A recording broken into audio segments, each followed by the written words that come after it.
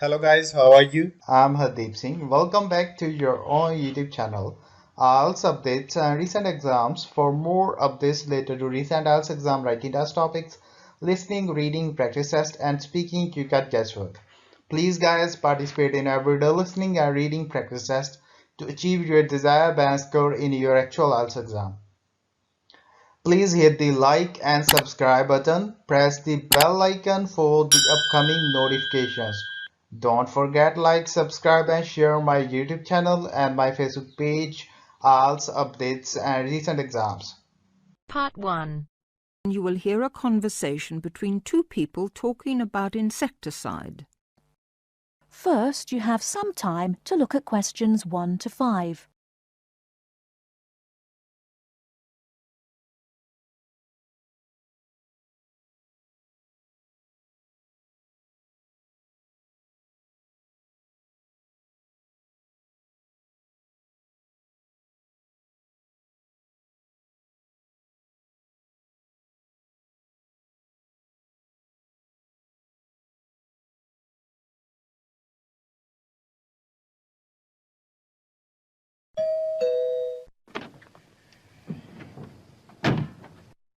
Yes?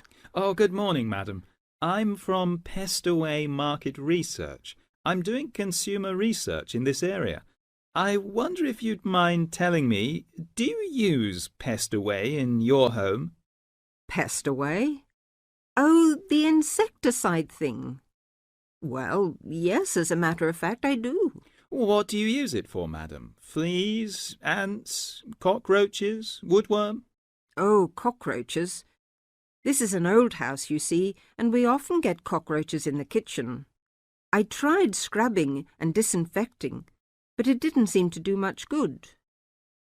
And then I heard a commercial about Pest away, so I thought I'd try that. Was that on TV?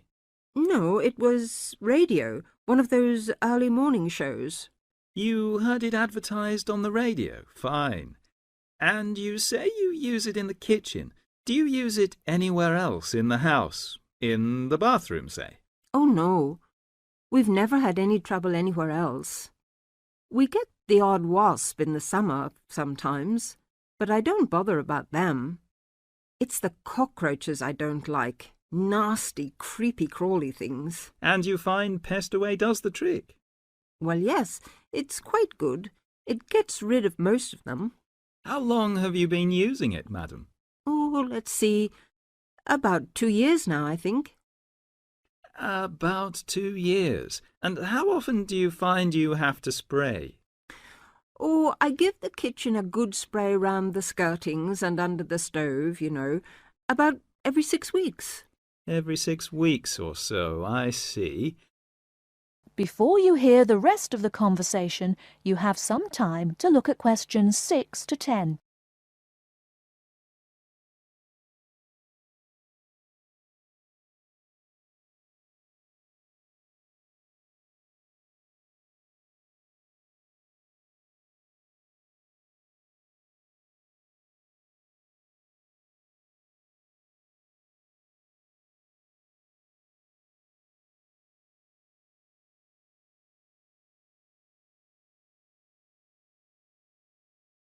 Now listen and answer questions 6 to 10.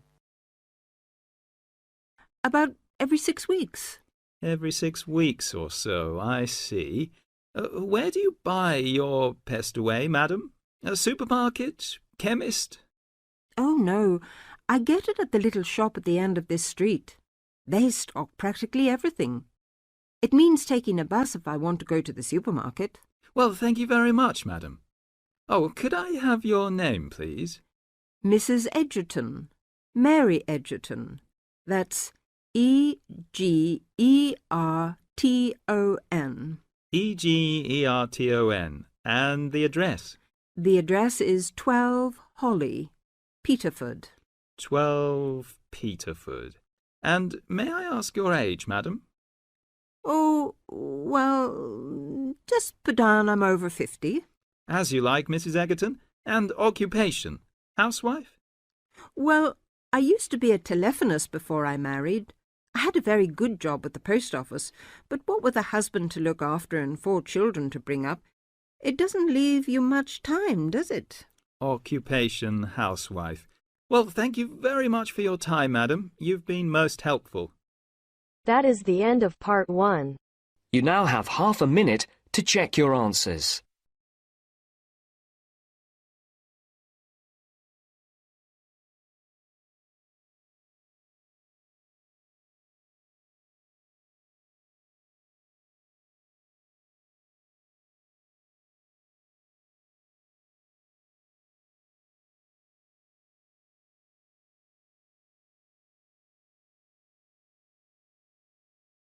Now turns to part 2.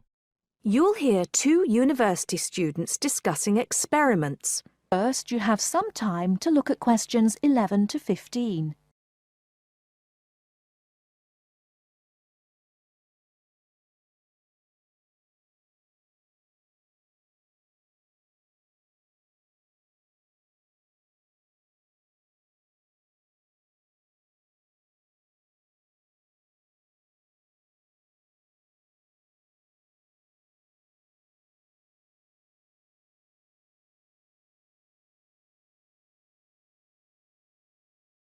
Now, listen carefully and answer questions 11 to 15. Hi, Al. Sorry to interrupt you when you're having your lunch, but I wanted to ask you a favour. Oh, sure, no problem. Sit down, Josie. I've finished anyway. What do you need? Well, I was wondering if I could ask you about the experiments we were talking about in the seminar the other day with Dr. Robinson. I'm doing my teaching practice on Thursday and Friday, and I'm a bit concerned about it. I wasn't entirely sure I understood them completely.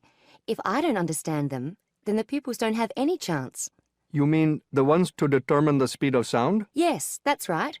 Well, I think I understood the first one, but the second one was more complicated. Yes, that's true. Well, let's check what you thought of the first one, the one that you'll have to take the kids outside for. Okay, let me see. Well, you need to get 2 groups to stand exactly 200 metres apart on the playing fields, and one has a bell or a loudspeaker or some other loud sound source and a flag, and the other group has a stopwatch. Yes, although it doesn't have to be 200 meters.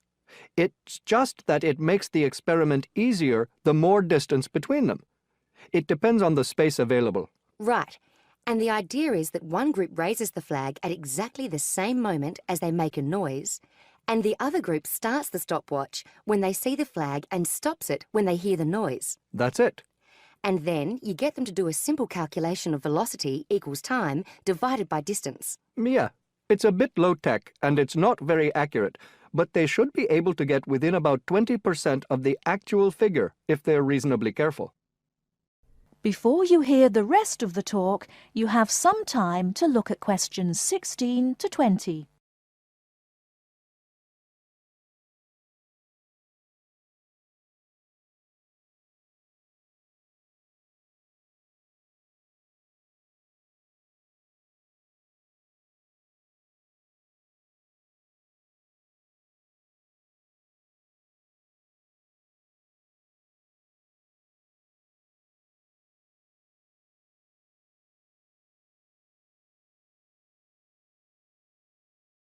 Now listen and answer questions 16 to 20. Okay, so I understand that. It's the other one, the one with the tube I was having a few problems with. Can you just talk me through that and tell me exactly what I have to explain to the pupils? Okay. Well, the thing to remember is that sound is a wave, and waves have both frequency and wavelength. You should start them off with exploring waves in water, and that'll introduce a few key concepts. Sound waves aren't exactly the same because they're compression waves, but it's more or less the same principle, at least for pupils at this level. I've got some ideas for that. So they understand wavelength and frequency, and then we move on to the experiment. For that we need, let me just have a look at my notes. A long tube, a tuning fork, and a large barrel of water. Now, what do they do with those? And what's the point of it? It's fairly simple, really. You just have to remember that velocity equals wavelength times frequency. Ah, yes, that's the key, isn't it? Yes, the tuning fork is manufactured to produce a sound of a given frequency. So that just leaves you one thing to measure. The pupils hit the tuning fork so that it makes a sound and hold it toward the end of the long open tube. That makes the air vibrate. They should slowly move the tube up and down. They'll find that in some positions it gets louder. That's because of resonance. What's that again? It's when there are a whole number of waves in the column of air in the tube. It makes it louder. They then measure the length of the column of air, and they can work out the wavelength from that. And that's more accurate than the other experiment? Well, it is if the pupils take an average using different tuning forks. It should be much more accurate. Thanks, Al. That's clear to me now. I can't think of any more problems. Just make sure that the pupils keep good records. You need to tell them how important that is. Any mistakes with the maths can be corrected later, but you don't want them to have to go back and get the data again. You probably wouldn't have time for that anyway. Good advice, yes.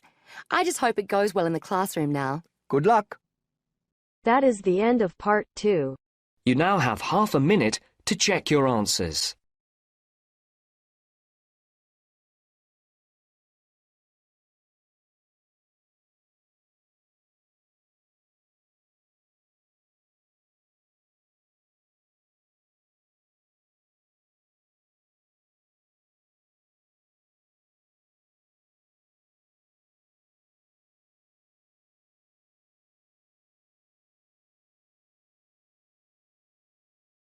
Now turns to part 3.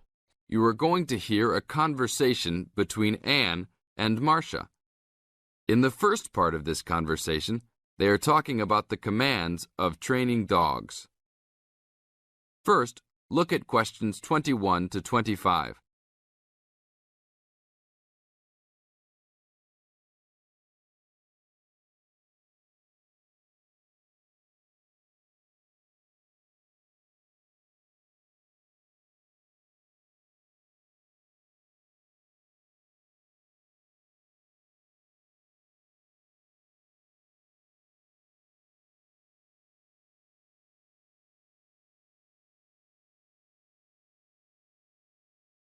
Now listen to the first part of the conversation and answer questions 21 to 25. Complete the table showing different commands for different forms of dog training. So that research paper we have to do next, the one about how are different styles of training dogs, how do you think you'll approach writing it? You know, I've been thinking about it. I feel that the best way to write it is to divide the paper into two main parts. In the first part, we'd be analysing some examples of each style of training dogs. Right, what the styles are. After that we can talk about how each style can be used so that the dogs learn something different from each one. Indeed. Maybe we could draw a chart and compare examples of each style of training, one at a time. So the different kinds of training would be simple obedience training. There you would have things like teaching them to sit, stay in one place and so on. Right. So included in here would be simple audio commands like speak. Yes, basic commands are just spoken words, aren't they? And then there would be the more guard-oriented training, where the dogs are trained to know a specific place well. Patrolling and barking are probably the best examples, because most people have seen them in many places, especially in homes. And this would lead us to the attack dog training, which is physical as well as spoken, training the dog to knock someone down, and even biting if they have to. Right, so there's another category as well, sniffing dogs, which make up the searching category. I've read that in the UK, every major airport and government building has these dogs to search for all kinds of dangerous items. In the second part of the conversation, Anne and Marcia talk about all kinds of training and what kind of dogs they are suitable to. Look at questions 26 to 30.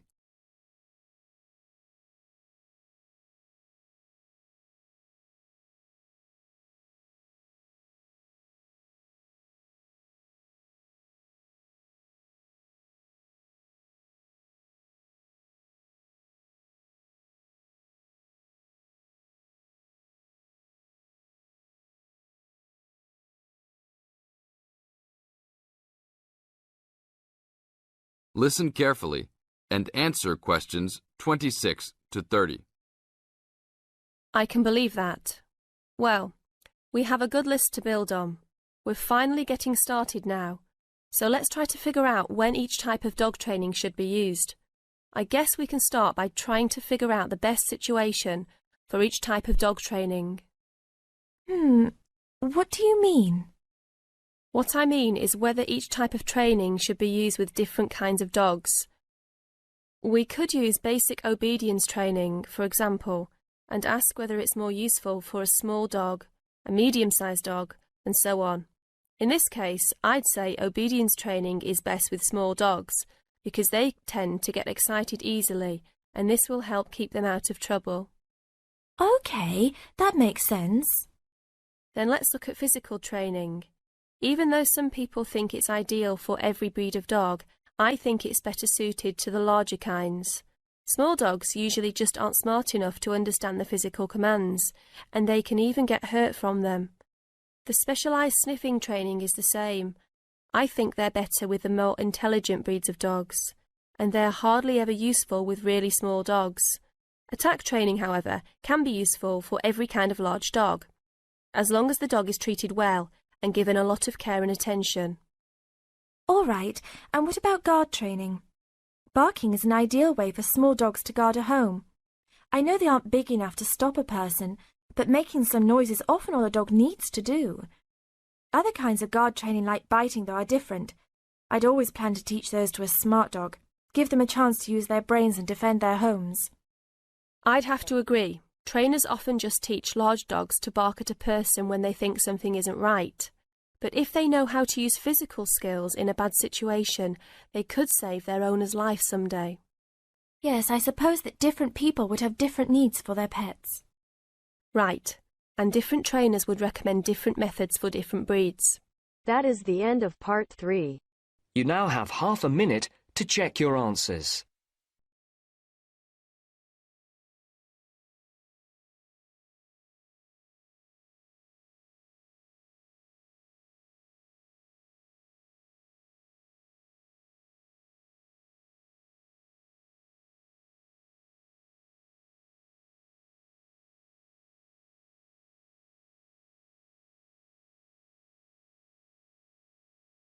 Now turns to part 4. You will hear a talk from a member of the Conservation Society talking about green cleaning. First, you have some time to look at questions 31 to 40.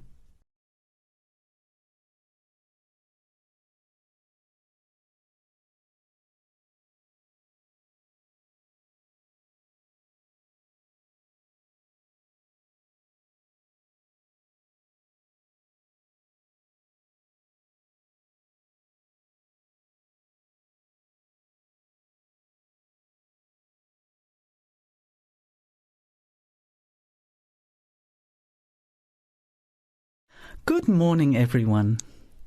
It's a pleasure to be here as a representative of the Conservation Society to talk to you about green cleaning. In other words, about ways you can help to save the environment at the same time as saving money. I'll start with saving money, as we're all interested in that, especially students who are living on a tight budget. Probably none of you has sat down and calculated how much you spend on cleaning products each year.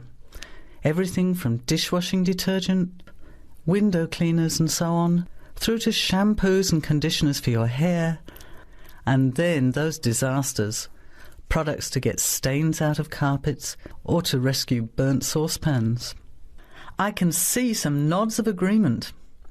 Even if you don't spend a lot of time on housework, you'd end up spending quite a lot of money over a period of time, wouldn't you?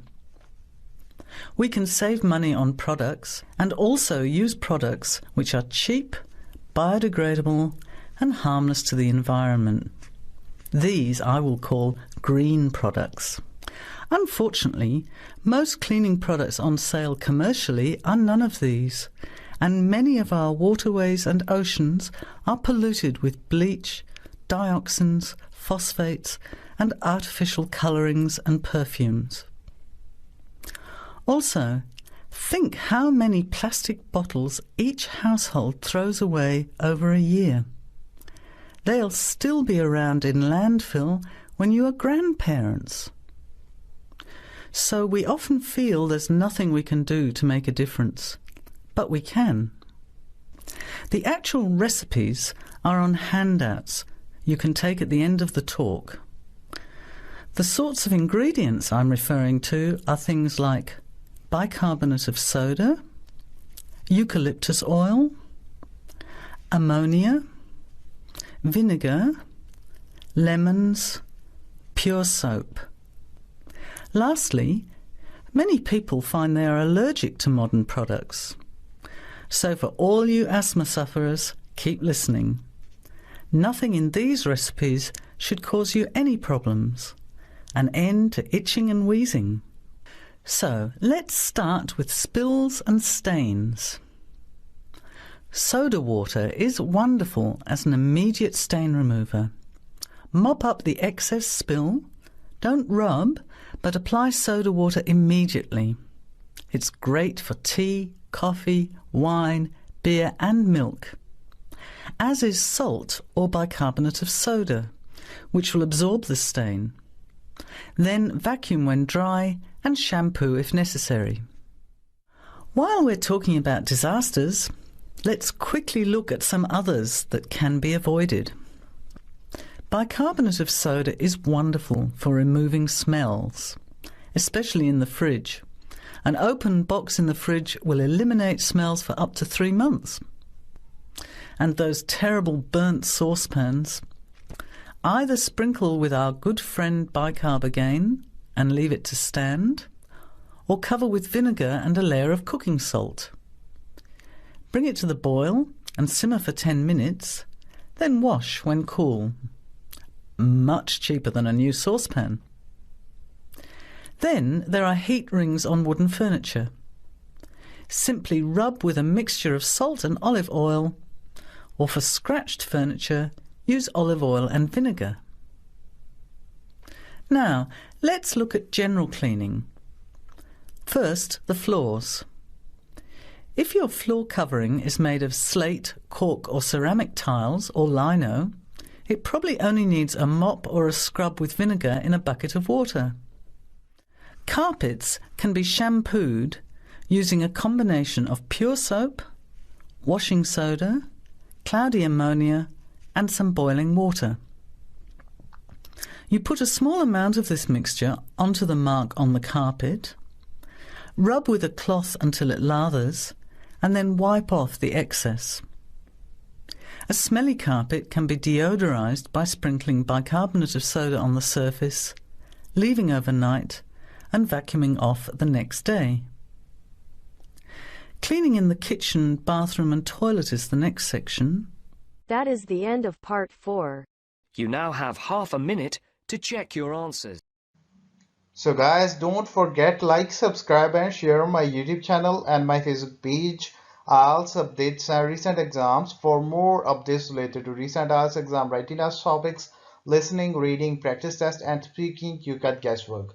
Please guys, participate in everyday new IELTS listening and reading practice tests to achieve your desired band score in your actual IELTS exam. For more IELTS material, visit my official website www.ieltsupdatesandrecentexams.com. The link is given below in the description. If you need PDF files of latest IELTS material, then please join my Telegram channel. So guys, please write your score below the comment section.